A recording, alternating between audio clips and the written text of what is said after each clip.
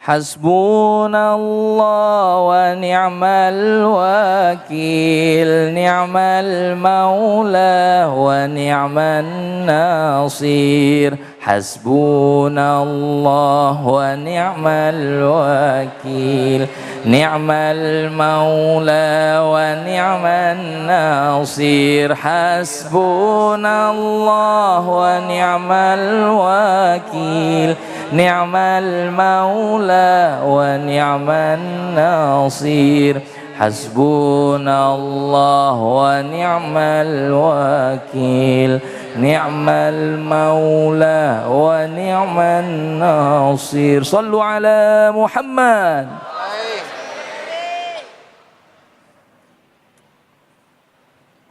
Bu, Kang. Jadi segmen kita saat ini akan membahas mengenai bahaya hasad. Di dalam surat Al-Falaq ayat yang terakhir yaitu Bismillahirrahmanirrahim, kita berlindung dari bahaya hasad. Min syarri hasidin idza hasad. Yaitu dari keburukan penyakit hasad. Apa itu hasad? Menurut Imam Al-Ghazali di dalam kitab Ihya Ulumuddin mengatakan bahwa hasad adalah menginginkan nikmat orang lain hilang dan berganti kepada diri kita. Dan beliau juga menjelaskan bahwa hasad adalah puncak kemaksiatan tertinggi di dalam hati kita. Kenapa? Karena penyakit hasad ini adalah penyakit hati pertama yang muncul. Kapan? Yaitu waktu iblis tidak mau bersujud kepada Nabi Adam. Disitulah ada yang namanya benih-benih hasad. Maka kita harus mewaspadai itu dan berlindung kepada Allah dari bahaya penyakit hasad. Dan menurut Imam Al-Ghazali juga, hasad terbagi menjadi beberapa tingkatan. Yang pertama yaitu menginginkan nikmat orang lain hilang dan berpindah kepada diri kita. Tingkatan yang kedua yaitu menginginkan kenikmatan orang lain hilang meskipun tidak berpindah kepada diri kita.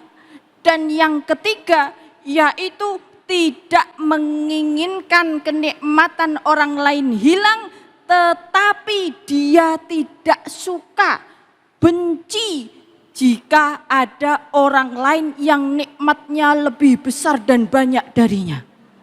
Ada enggak di sini yang punya penyakit iri, dengki, hasad? Ada? Syirik itu namanya. Syirik tanda tak mampu. Maka mari kita berhati-hati dengan hati kita, karena hasad adalah cerminan dari penyakit hati orang-orang yang tidak mensyukuri nikmat Allah. Karena sesungguhnya nikmatnya Allah itu sudah terbagi secara adil, tetapi kita seringkali iri terhadap nikmatnya orang lain, benci terhadap kenikmatan orang lain. Na'udzubillahi min. Makanya hasad itu ada berapa huruf? H, A, S, A, D. H, hateful. Apa hateful? Penuh kebencian. Yang kedua, A, angry. Angry, penuh amarah. Jadi orang yang hasad itu sudah penuh kebencian, penuh juga amarah di dalam hatinya. Kemudian yang ketiga, S, sneaky.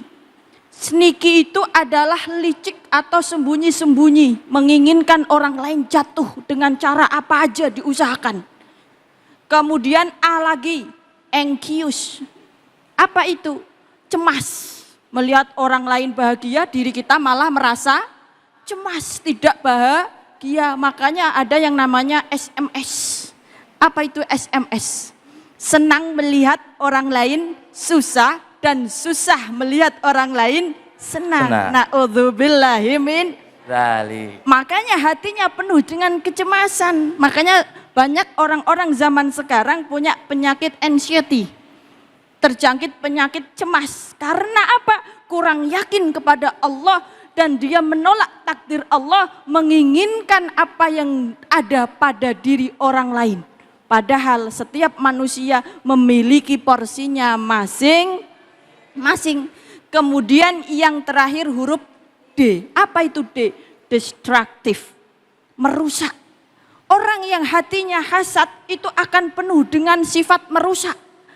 Merusak kenikmatan orang lain. Merusak hidup orang lain. Ikut campur urusan orang lain, tapi ikut campurnya tidak membantu, tetapi ingin menjatuhkan. Maka disebutlah destruktif.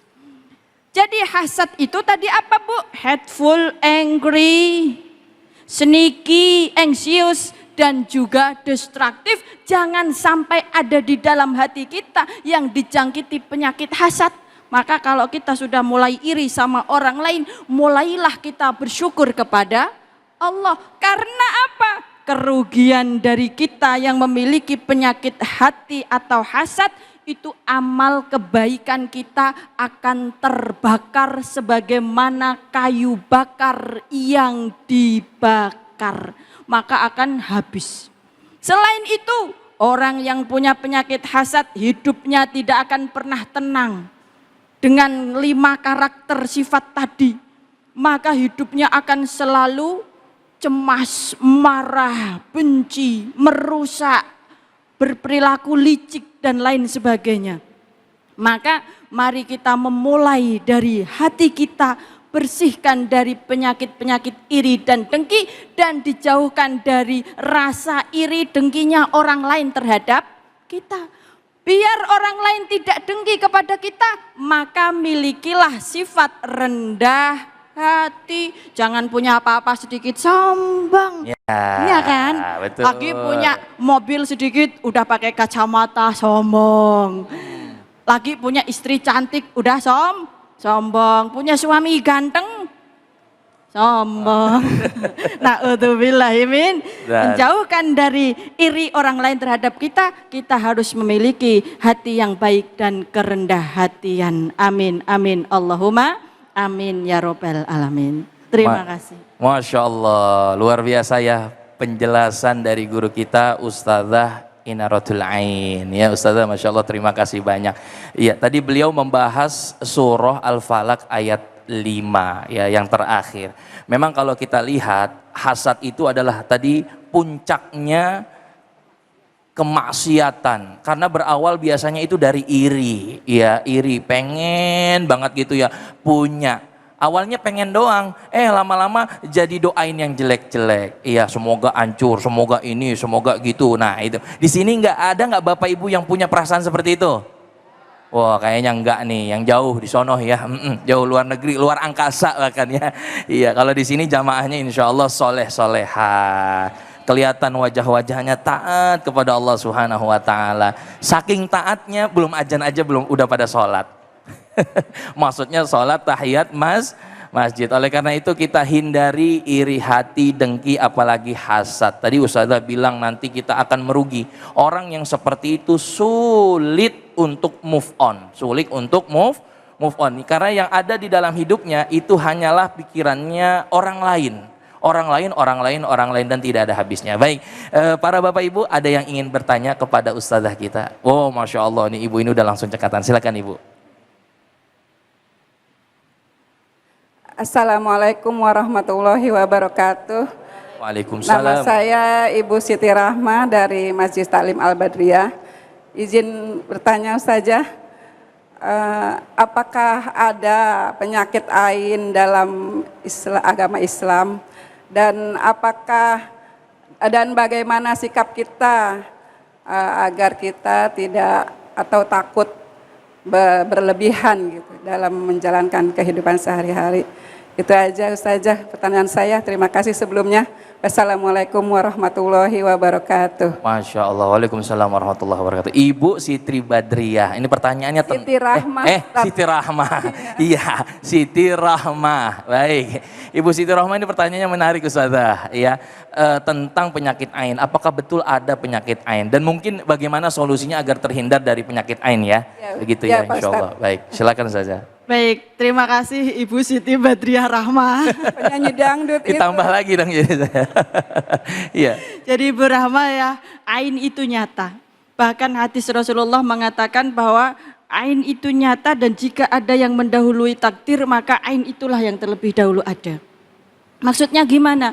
Bahwa mata kita itu sebenarnya memantulkan cahaya dalam memandang orang lain. Maka penyakit ain ini berasal dari mata yang iri dan dengki terhadap orang lain. Makanya kalau memandang hati-hati.